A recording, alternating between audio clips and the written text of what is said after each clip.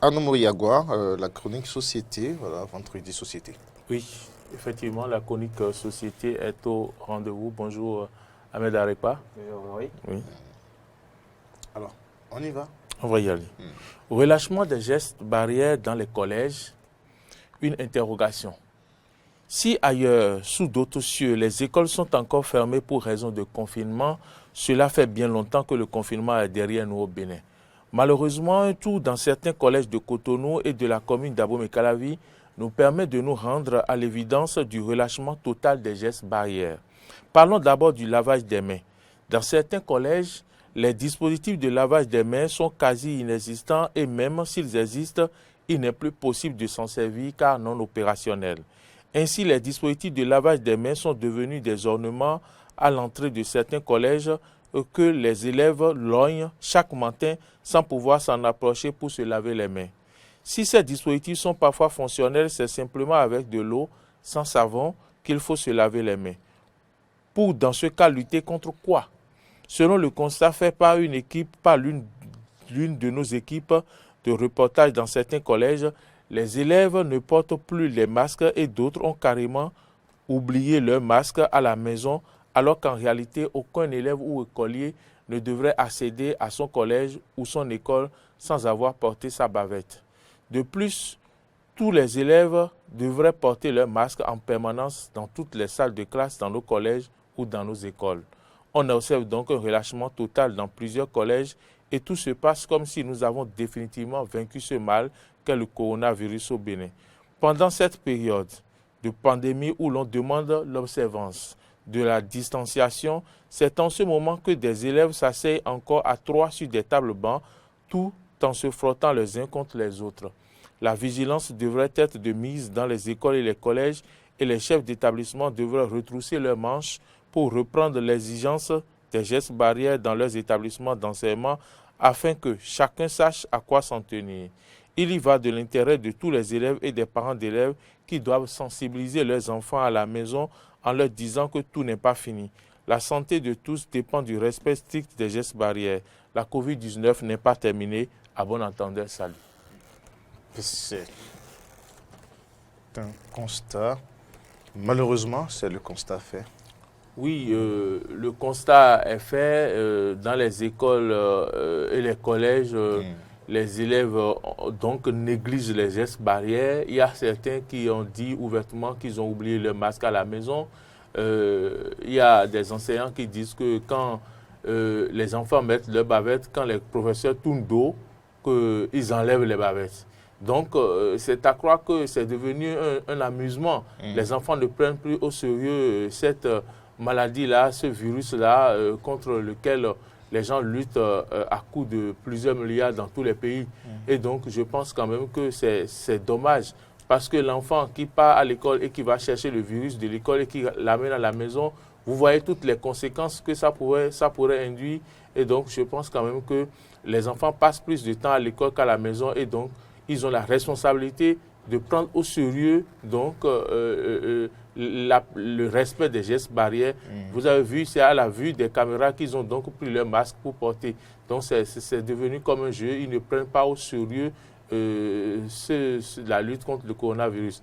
Mais c'est d'abord une rigueur que devraient appliquer les enseignants et les responsables d'établissement afin que les enfants puissent prendre au sérieux. Si personne n'en parle, puis si on n'en parle plus dans les collèges, on n'en parle plus dans les écoles, les enfants pensent que c'est fini. Quand chaque matin, ils voient ces dispositifs de lavage des mains qui sont là et ils approchent et ça ne marche pas, donc pour eux, bon, tout va bien, il n'y a pas de problème. Donc, c'est cela. Alors, Ahmed, votre réaction à propos donc, de cette chronique Oui, on va dire très belle dénonciation faite par Mori Agua au travers de cet exposé, de cette chronique, qui revient un peu sur le non-respect des gestes barrières liés à la lutte contre la pandémie du coronavirus dans nos écoles, à proprement parler. Alors, dans son exposé, il faisait cas de ce qu'entre autres, justement, les dispositifs de lavage de mains, par exemple, ne sont quasiment plus fonctionnels. Cas de ce que les enfants, sinon les apprenants, ne mettent plus les masques par exemple, et ils ne les mettaient que justement au moment où peut-être il y a une autorité qui entre dans la salle, où bon, quand justement il y a une équipe de reportage par exemple qui vient, là oui, tout le monde sait qu'il faut mettre des masques.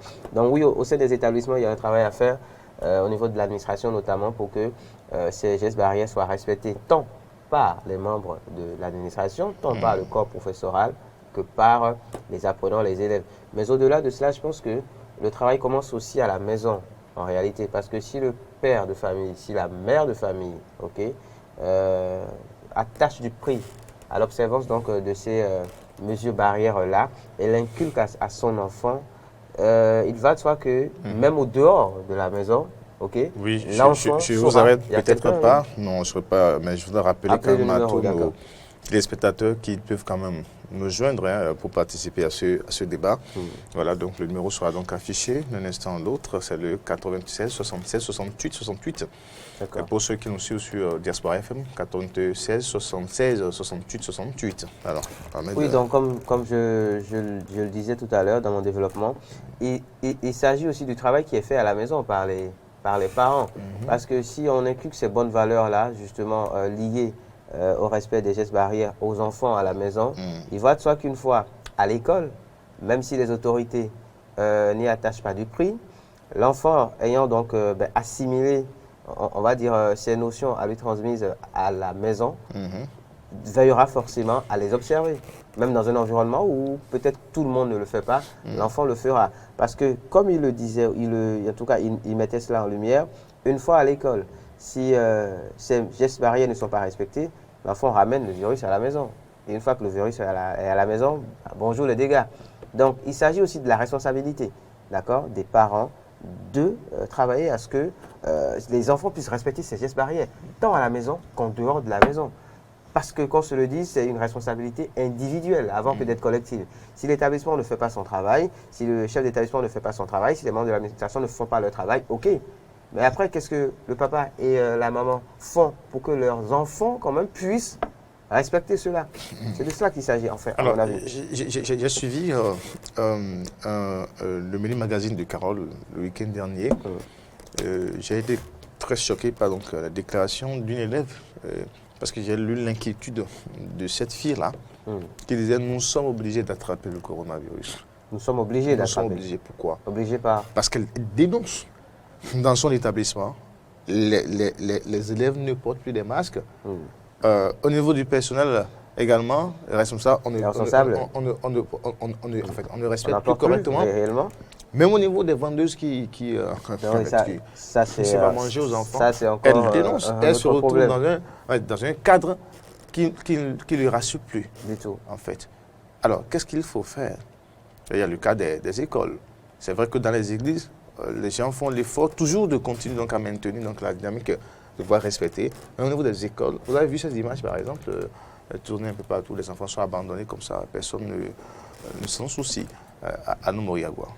Oui, c'est vraiment dommage. C'est vraiment dommage qu'on en arrive là, que l'élève dise on est obligé d'attraper le coronavirus. Ça veut dire qu'elle voit tous les signes, tous les éléments qu'on peut réunir pour attraper le coronavirus qui sont avec eux. Parce que si eux-mêmes élèves ne portent pas de masque, si les vendeuses n'en portent pas, si les autorités de l'école n'en portent pas, et donc ça veut dire que tout va bien. Et on ne craint plus rien, et donc bonjour les dégâts. D'où elle a donc dit qu'on est obligé d'attraper le coronavirus. Il faut, pardon, il faut quand même saluer les efforts qui se font dans les églises. Les églises, vous ne pouvez pas. Dès que vous rentrez dans l'église, vous devez mettre votre masque. Il y a des gens pour vous le rappeler immédiatement et de vous indiquer l'endroit où il faut aller se laver les mains. Et après, vous rentrez dans l'église, tout le monde porte son masque. Parfois, même quand vous ne mettez pas au cours du culte, il y a des gens qui passent et qui vous le rappellent de bien porter. Si ça descend au-dessus du nez, on vous dit de remettre ça correctement en place. Et donc, je pense que cet effort doit être salué, mais pour les écoles et les collèges, le problème demeure. On a un auditeur. Certainement, un auditeur en ligne. Bonjour. Bonjour. Qui avons l'honneur? Diminuez le volume de votre récepteur, s'il vous plaît, cher ami. Il est parti. Il est parti, hein. Oui, Anne-Marie. Oui, donc je disais que il faut saluer ces efforts-là qui sont faits dans les églises, mais pour les collèges, il faudrait encore sensibiliser, il faudrait encore faire ce travail-là. Et ça commence par les élèves. Et les élèves doivent voir l'exemple au niveau du staff dirigeant. L'exemple doit être donné par le staff dirigeant, le corps professoral, eux tous. Et donc, l'élève aussi sera obligé. Je vous raconte une anecdote. Il y a un élève d'un collège qui, quand même, a eu à me dire que le professeur est venu en classe, on lui a dit de mettre sa bavette et le professeur a dit que quel coronavirus, il ne peut pas attraper du coronavirus, et n'a pas mis sa bavette, alors que les élèves sont en bavette. Quel exemple un professeur comme ça donne aux élèves? Qu'est-ce qu'il est en train de leur montrer? Ça veut dire que l'élève qui enlève sa bavette aussi, le professeur ne pourra rien lui dire, parce que le professeur même n'a pas donné l'exemple. Et malheureusement, c'est ce à quoi on assiste. Il y a beaucoup de choses comme ça qu'on doit condamner et qui se passent dans les établissements. Et donc, je pense que c'est le moment de prendre conscience, de sensibiliser, que le gouvernement pense à réfléchir à comment faire pour mettre en place, si c'est des cellules pour pouvoir passer dans les établissements, conscientiser une fois encore les élèves de le faire.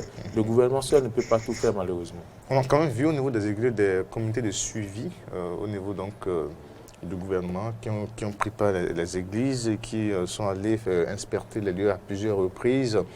Est-ce que ça aussi n'a pas aidé pour que les églises restent beaucoup plus dans la danse au niveau des écoles? Qu'est-ce qu'il faut faire concrètement?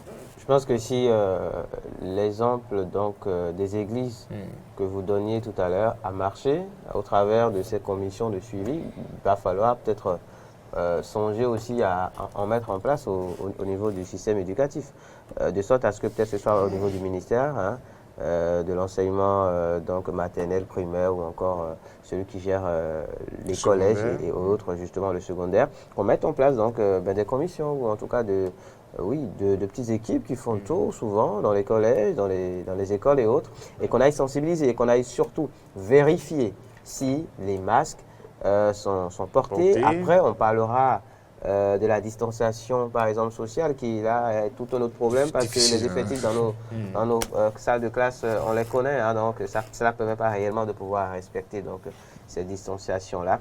Donc, je pense qu'il y a un travail à faire quand même dans ce sens-là.